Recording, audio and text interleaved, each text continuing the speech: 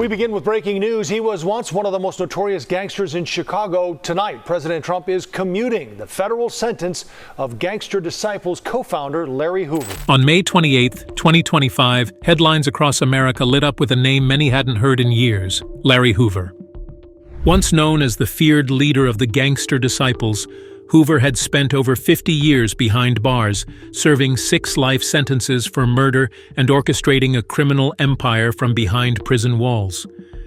But in a surprise twist, President Donald Trump commuted Hoover's federal sentence, sparking celebration, outrage, and confusion all at once. This wasn't just another commutation. This was a high-stakes decision tangled in decades of gang violence, celebrity advocacy, and shifting public sentiment around justice and reform. Was it a political move, a nod to cultural pressure, or something even deeper? Today, we break down the story behind one of the most controversial criminal figures in modern U.S. history and ask the uncomfortable question: can a man like Larry Hoover ever truly be redeemed? His name is Larry Hoover. He's the reputed leader of the Black Gangster Disciples street gang, one of the largest in the nation. Before Larry Hoover's name became synonymous with gang politics and federal crackdowns, he was just another teenager growing up in the rough South Side of Chicago. Born in Jackson, Mississippi in 1950, his family moved north when he was 4, part of the Great Migration that saw millions of black families relocate in search of better opportunities. What they found instead was poverty, segregation, and systemic neglect.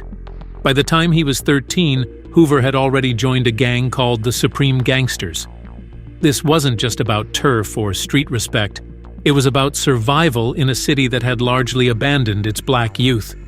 The group eventually merged with a rival outfit led by David Barksdale, forming what would become the Black Gangster Disciple Nation, one of the most powerful and feared street organizations in America. But even among street legends, Hoover stood out. He had vision. He understood structure. Under his leadership, the Gangster Disciples grew beyond just a gang. It became a criminal enterprise that allegedly operated like a corporate hierarchy, with rules, ranks, and even community programs. While Barksdale was more charismatic, Hoover was the strategist. If Larry Hoover said there was going to be a killing, there was a killing. If Larry Hoover said there was going to be a beating, there was a beating. If Larry Hoover said there was going to be a drug deal, there was a drug deal. In 1973, everything changed. Hoover was convicted for ordering the execution of a 19-year-old drug dealer named William Pookie Young, shot multiple times in an alley. He was sentenced to 150 to 200 years in prison. You'd think that would have been the end of the story. It wasn't. Good evening. Topping Chicago's news at 6, a federal crackdown on Chicago's largest and most notorious street gang. A 6-year investigation by local, state, and federal officials called Operation Headache has resulted in the indictments of 39 suspected members of the Gangster Disciples street gang. And reputed gang leader Larry Hoover has been transferred from a state prison to federal custody to face the charges. Even behind bars, Hoover allegedly continued to run the Gangster Disciples, expanding their reach into over 30 states and deepening their hold over the Chicago drug trade. His influence was so powerful that federal prosecutors later described him as running an empire from a prison cell, using coded messages and intermediaries to issue commands. But here's where things begin to blur. Was Hoover really still running a gang, or was he transitioning into something more political? By the late 80s and early 90s, Hoover began promoting a new image, that of a reformed man. He launched an initiative called Growth and Development, claiming the organization had shifted away from crime toward community upliftment. Some saw it as a genuine transformation. Others saw it as a PR stunt, a calculated move to gain public sympathy while continuing illegal operations behind the scenes. Either way, the federal government wasn't convinced. In 1995, Hoover was indicted again, this time under the RICO Act, after a massive 17-year federal investigation. Authorities bugged prison payphones, flipped insiders, and painted Hoover as the CEO of a violent drug-dealing enterprise that grossed over $100 million. The federal case against the gang grew out of this raid in April. Federal agents raided 2 businesses linked to imprisoned gang leader Larry Hoover and his wife. In addition to finding $67,000 in cash, investigators got their first look at file cabinets full of records and documents. What they found helped lead to the indictments today of gang leader Larry Hoover and 38 of his lieutenants.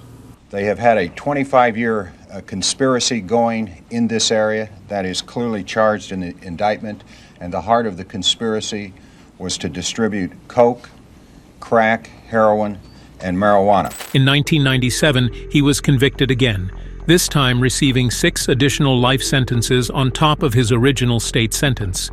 He was transferred to ADX Florence, the notorious Supermax prison in Colorado, where inmates are locked down for 23 hours a day. The message was clear. Hoover wasn't just being punished, he was being erased. But even that didn't end the conversation around him, because for some, especially in Chicago's inner-city communities, Hoover represented more than his crimes.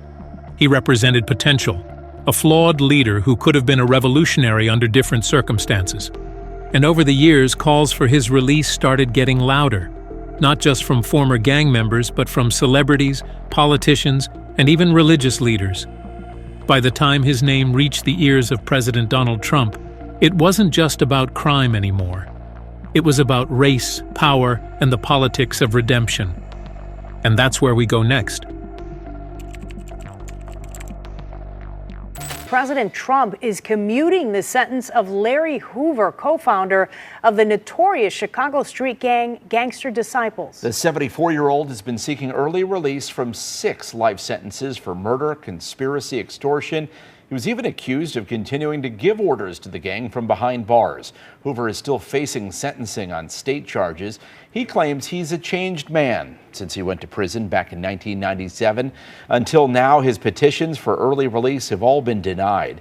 On May 28, 2025, Donald Trump stunned the country by commuting the federal sentence of one of America's most notorious inmates, Larry Hoover. After more than 50 years behind bars, Hoover had become more than just a convicted gang leader.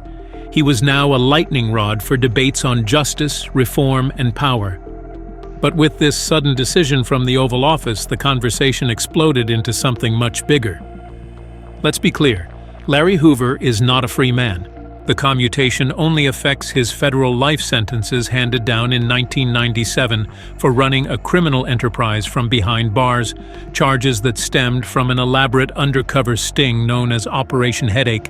Hoover remains incarcerated under a separate state sentence, a 150 to 200-year term handed down in 1973 for orchestrating the murder of William Pookie Young. But the fact that Trump intervened at all is what has raised eyebrows. Some point to a broader pattern in Trump's presidency. This is not his first controversial commutation. In both of his terms, Trump has granted clemency to high-profile and sometimes polarizing figures, ranging from political allies like Michael Flynn and Paul Manafort to corporate fraudsters, celebrities, and nonviolent offenders. Let's remember this president in this term began by emptying the jails of January 6 convicts, letting them out. But that was because he believed they were out there defending him on January 6. A pattern, of course, from President Trump that he's inclined to use the pardon or commutation powers for those who have been supportive and helpful to him. That includes former Congressman Michael Grimm here in New York. Yeah, I think it's an appalling effort to normalize political violence. But I think that Donald Trump likes to wield the pardon power because the people that he helps feel indebted to him. The people that he does favors for feel indebted to him. And he's never experienced any political blowback for being such an aggressive user of the constitutional pardon power. Is this part of a calculated pardon spree? Critics say yes, suggesting that some of these choices may serve political or personal interests, or even hint at quid pro quo arrangements. In Hoover's case, the decision's timing and symbolism are ripe for speculation. Alan, the performer is Kanye West on stage giving a concert for a killer, the convicted Chicago street gang racketeer Larry Hoover, who is currently serving multiple life sentences. Even at age 71, law enforcement officials say Hoover is considered the capo of the Gangster Disciples. Kanye West and fellow rapper Drake last night here at the Los Angeles Coliseum performing for this cause, emblazoned on concessions for sale, Free Hoover, Larry Hoover. In 2018, Kanye visited then President Donald Trump, hoping he let the notorious leader of the Gangster Disciples out of prison. He's a beacon for us that needs to see his family, that needs to go out and represent. There's no question that a long-standing campaign to free Hoover had been gaining steam, championed by his family, his lawyers, and high-profile advocates like Kanye West and Drake. Back in 2021, Ye even made Hoover's release a centerpiece of a benefit concert with Drake, aimed at raising awareness of alleged injustices in his incarceration.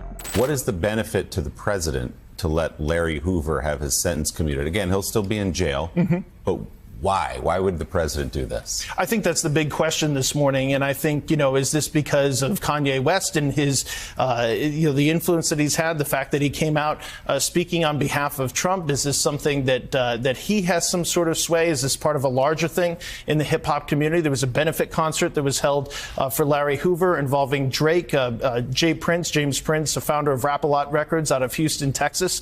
Again, another big time individual, not somebody who's been charged federally, but somebody who in that community is quite well known. And so what are the involvement of all of these hip hop stars for somebody who has such a documented history? We're not talking about somebody who's grabbed jumping over a turnstile with a small bag of drugs. We're not talking about a low level offender. This is somebody who, again, they've called the quote chairman of the board. That's how he's referenced in a gang that still very much is active in federal prisons. And the question is, will this continue in just overall the message that you're sending to the victims in this community? Some now wonder, were these advocacy efforts more than symbolic? Did the pressure campaign, and the voices behind it, influence the president's decision? Or was Hoover's name elevated as part of a broader agenda connecting celebrity activism with political outcomes?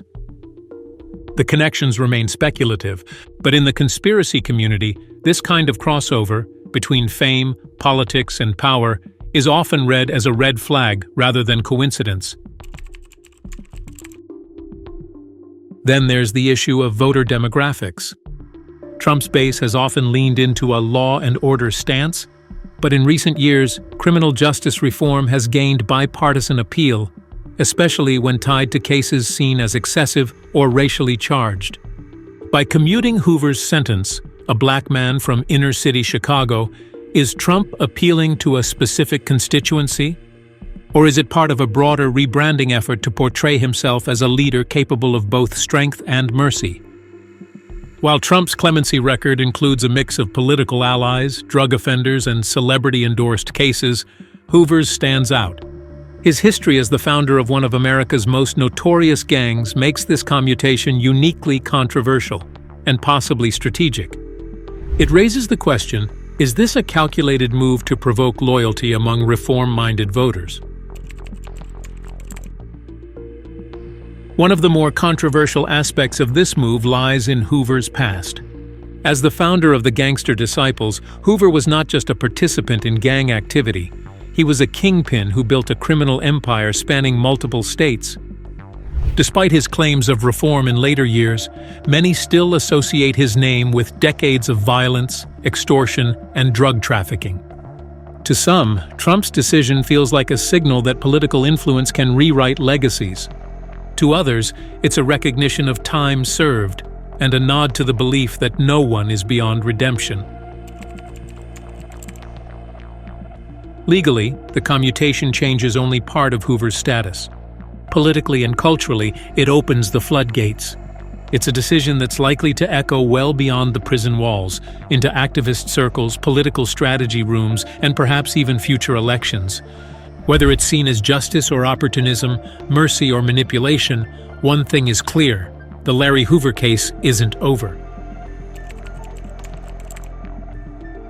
I've done my time. I paid my debt to society. Larry Hoover, also known as King Larry, the reputed head of the Black Gangster Disciples. He is now 42 years old, older and wiser, he says.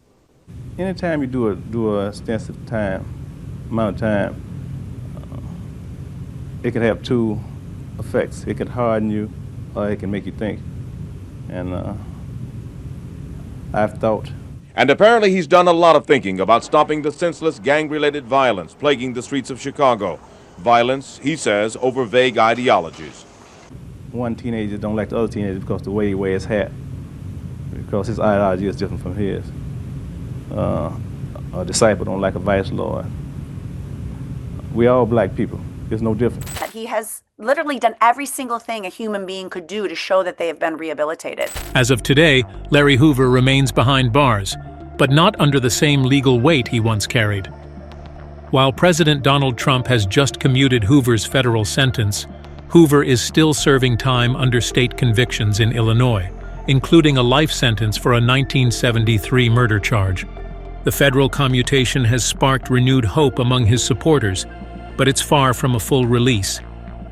His legal team is expected to file motions seeking a new parole hearing, and there are now growing calls for Illinois to reassess his state-level imprisonment in light of the federal shift. Why has it been important for you to call for his freedom, to call for his release? I've been calling for it since 92 or 93. I know that he has served his time. I'm happy beyond measure. I think that there'll be mass pressure here for JB to show that he believes in redemption. If we're going by what he claims he believes and the policies and that he has signed on with his pen, then Larry Hoover represents that. This is merely politics if JB Pritzker does not use the stroke of his pen. The debate is heating up. Hoover is now 74 years old. He's spent over 50 years in prison, much of that time under the harshest conditions of solitary confinement. Supporters argue that if rehabilitation is truly a goal of the justice system, then Larry Hoover is the ultimate case study.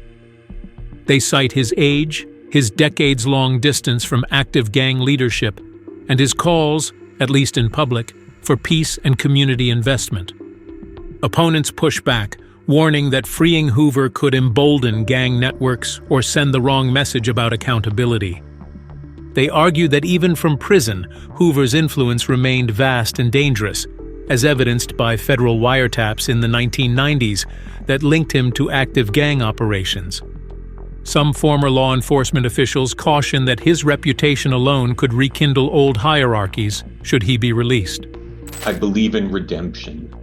I also believe that there are some crimes that are so heinous, so breathtakingly evil, that the justice system requires that they be punished to the full extent of the law. And this brings us to the bigger debate. What does redemption really look like for someone like Larry Hoover, a man whose life is woven into the fabric of both American criminal history and modern pop culture? Can a former gang leader with undeniable cultural influence and decades in solitary truly be considered rehabilitated? Or is the symbolic weight of his crimes too great to ever justify freedom? His story is now more than a legal battle. It's a referendum on how America handles power, race, and punishment, especially when they intersect in complex, uncomfortable ways. Some say Hoover is a relic of a violent past. Others see him as a man evolved, a voice that could help dismantle the very systems he once helped build. The truth? That may depend less on Larry Hoover himself, and more on what kind of justice system we want to believe in. What do you think? Should Larry Hoover be released completely, or are some crimes unforgivable? Drop your thoughts in the comments, and if you want more uncensored true crime stories like this, don't forget to subscribe to the channel and turn on notifications.